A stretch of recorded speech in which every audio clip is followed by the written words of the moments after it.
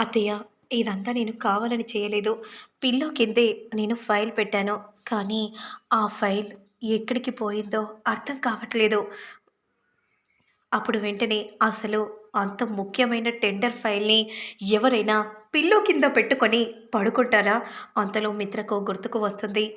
నేనే లక్ష్మి భుజంపై వాలిపోయాను. ఇక అలా పడుకోవటం వల్ల నిద్ర పట్టేసింది. నన్నెందుకు డిస్టర్బ్ చేయడమని లాకర్‌లో పెట్టకుండా పిల్లో కింద పెట్టింది లక్ష్మి. అదంతా నా మిస్టేకే అమ్మా. ఒకరికొకరు ఇలా చెప్పుకుంటూ పోతే మరి ఆ టెండర్ ఫైల్ ఎక్కడ మిత్రా? ఎక్కడ? చెప్పండి. అది ఎంత ముఖ్యమైన టెండరో, ఎన్ని వేల కోట్ల టెండరో మీకు తెలిసి కూడా ఇంత అజాగ్రత్తగా ఉంటే ఎలా చెప్పండి?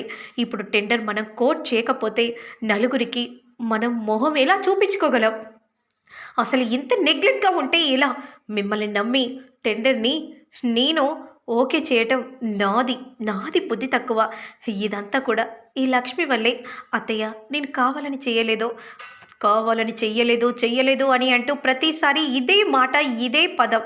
ఇప్పుడు ఏం జరిగింది? టెండర్ ఫైల్ పోయింది. ఇప్పుడు మళ్ళీ మనం కోటెలా వేయగలం? వెయ్యలేము. అసలు నిన్ను చూస్తుంటేనే నాకు చాలా కోపంగా ఉంది లక్ష్మి.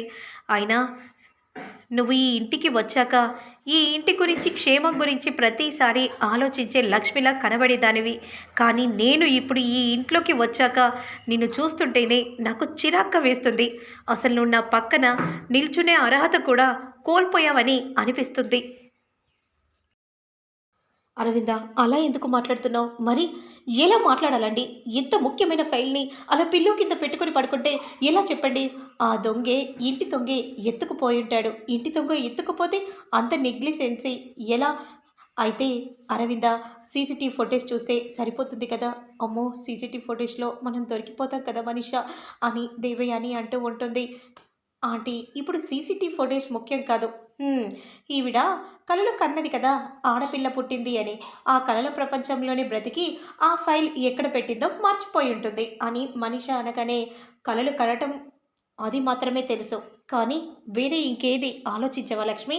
చెప్పు లక్ష్మి, ఎందుకిలా చేసావు? ఎందుకు ఆలోచిస్తుందంటే అది ముఖ్యమైన ఫైల్ అని మీకు బాగా తెలుసు. లక్ష్మికి కూడా తెలుసు. కావాలని ఇదంతా చేసింది. మనిషి ఆపుతావా?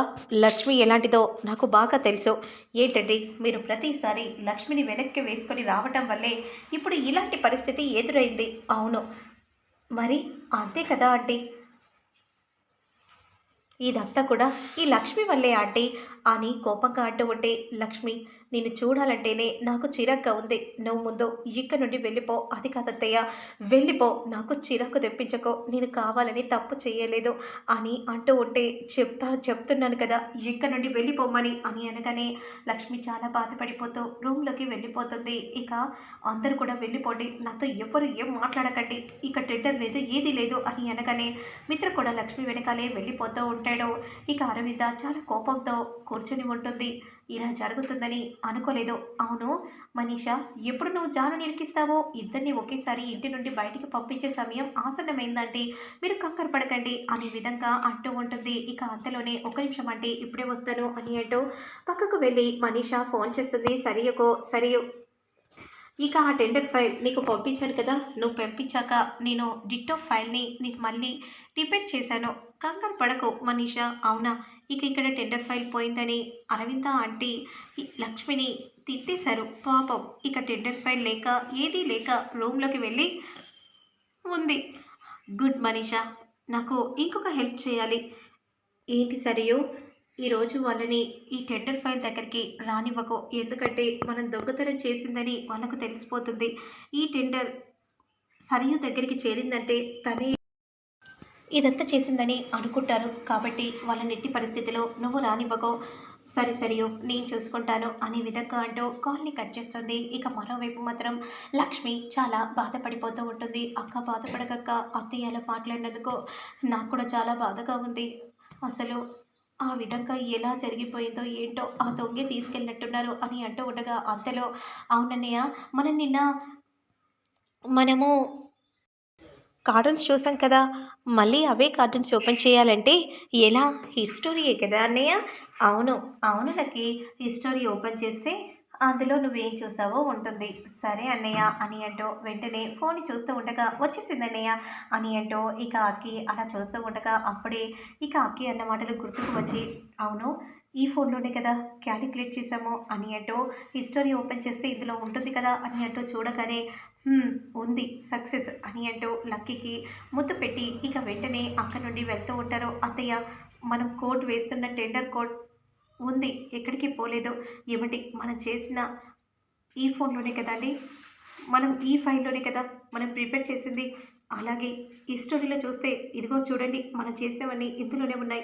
వీటిని త్వరగా మీరు కాపీ తీయండి అని అంటూ వెంటనే అలా లక్ష్మి చెప్పగానే వెంటనే ఫైల్ అంతా కూడా ప్రిపేర్ చేసుకొని మిత్ర వస్తాడు. లక్ష్మి నువ్వు ముందుగా ఇక్కడ సంతకం పెట్టు అని అనగానే లక్ష్మి సంతకం పెట్టగానే మామ్ మీరు కూడా పెట్టండి అని చెప్పగానే ఇక ఇద్దరు కూడా సంతకం పెడతారు. ఇక పద ఇంకేంటి లక్ష్మి నీ వల్లే మళ్ళీ సాధ్యమైంది. హ్మ్. ఏముంది ఇందులో సాధ్యమయ్యేదేముంది? ఏమో అండి. నాకు మాత్రం అనిపించట్లేదు. ఎందుకంటే కోర్ట్ ఆల్రెడీ లీక్ అయిపోయింది. మనం గెలుస్తామో లేదో అని నాకు మాత్రం అనుమానమే ఉంది. అవునంటీ అక్కడికి వెళ్ళి మీరు అసంతృప్తిగా వచ్చే బదులు మీరు ఆగిపోతే మంచిదేమో. ఎందుకంటే టెండర్ కోర్ట్ లీక్ అయింది కదా! ఇదంతా కూడా లక్ష్మి అజాగ్రత్త వల్లే జరిగింది.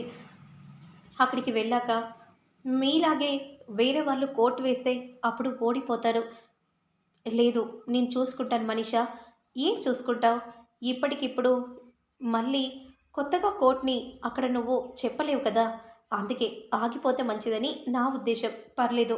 నేను చూసుకుంటాను. ఎలాగైనా గెలుచుకొని వస్తానన్న నమ్మకం నాకుంది అని లక్ష్మి అంటూ ఉంటుంది. ఇక వెంటనే పదండి అని అంటూ అక్కడి నుండి వెళ్ళిపోగానే సరియుకు ఫోన్ చేసి సరియు వాళ్ళు వస్తున్నారు బయలుదేరారు అని అనగానే నేను ఆపమని చెప్పాను కదా! ఆపాలని చూశాను. కానీ వాళ్ళని నేను ఆపలేకపోయాను. నువ్వే ఏదో ఒకటి చేసి ఆపేసేయ్. సరే మనీషా నేను చూసుకుంటాను అని విధంగా అంటూ వెంటనే సరియు కాల్‌ని కట్ చేస్తుంది.